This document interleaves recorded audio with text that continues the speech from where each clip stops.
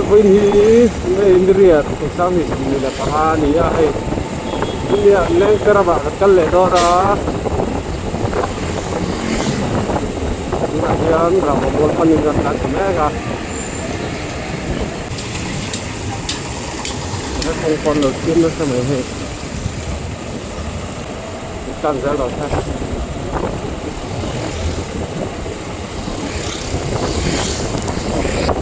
cái lên cái đó đây nè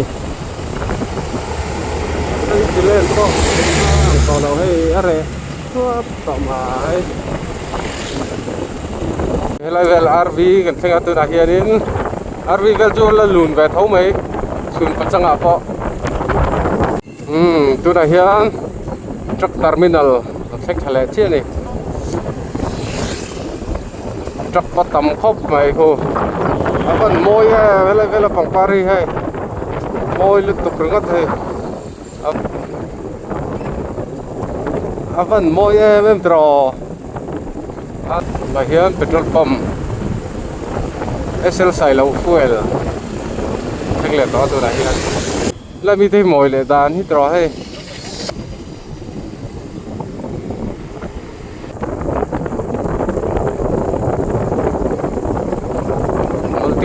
Pos farm thang chale ta level te poi nuam khop mai thing ala tama hei tai hlim num tak tak asiama ti hianin welcome to lungvar peng ani hi lai hi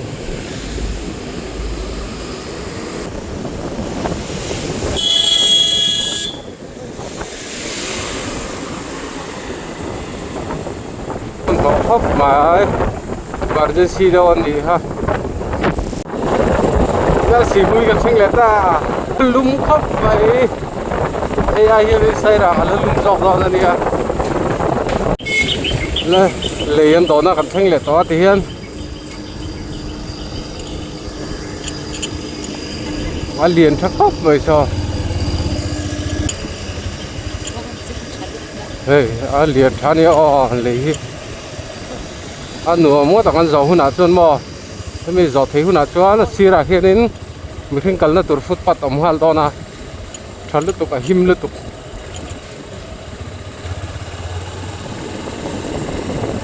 rồi chôn là lui à hiện cần là giò đó nè long river bridge lui à hiện cần là giò tôi đã chôn đây cái pen cần thanh tái hay là hiện cái pen ống đây là mà hiện lại khi chú học nó sẽ thấy nó tôi ăn chắc đây hoàng ai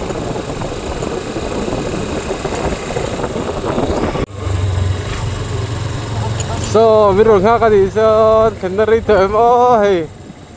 lại mình lồng khác rồi cái hay là hiện túi tên kỳ bản ní lại lâu mà hay túi nát thật khóc mày lại hiện túi tên căn lá xuống căn lẻ tỏng thế là căn tá suy về lại hai lần nghe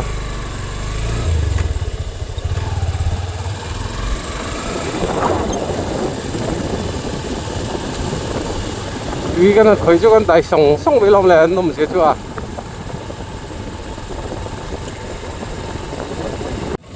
môi liên tục phải lấy vòng Paris hay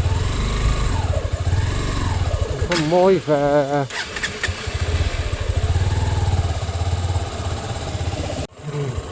thằng này phải môi lẹ khóc vậy phần môi về và lấy lóc đòn này hùng nhật khách ta ấy hiền kan motor te kan nan ta thanga aro tilang zelang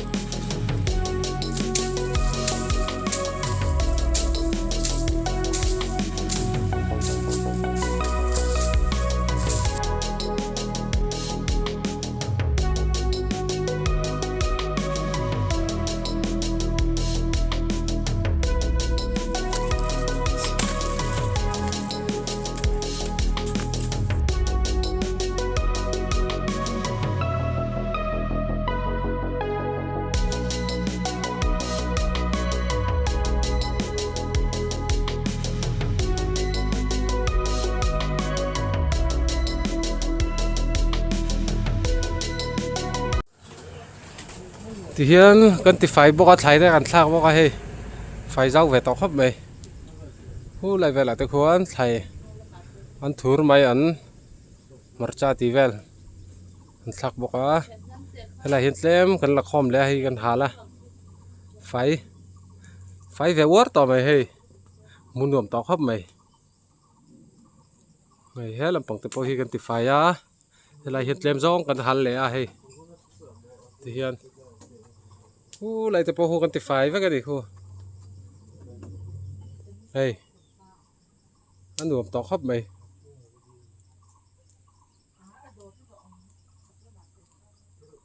hey thì hiện đi khát nhỉ anh rong cẩn trang à tiếng anh thò dâu dâu chuan anh dâu vắt mấy đo đây này thì hiện thì khoan khu anh sắm sa tới hộp bò thì con cần đã không hộp bò khu ở đầu khu nào cần hàn lẻng thì hiện không hối hít lem giòn cần lẩu bò à trùng sang hiện lâu thầy là vá cái nào cái máy này cần dừa lâu à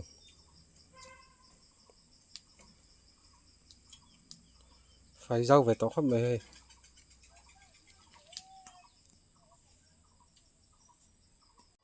thế là hiện pan nạ tầm em bóc mà xe anh lâu thầy lâu này kia cô tầm khắp mày sang luôn tụi qua thiên cùng như hay anh là thầy lâu tầm khắp mày pan nạ chưa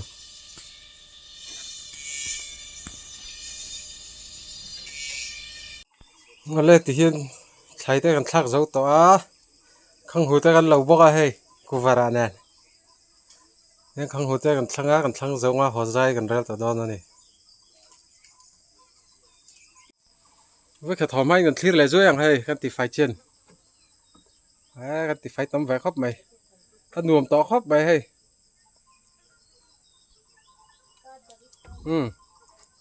cái nuông to liên tục khô không hồi tới bỏ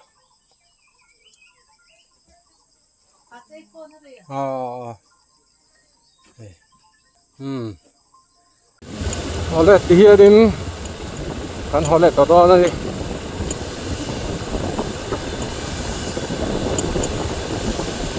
kan video te men nok kirsak le wangin vai tu ala tu sei tak me wa dia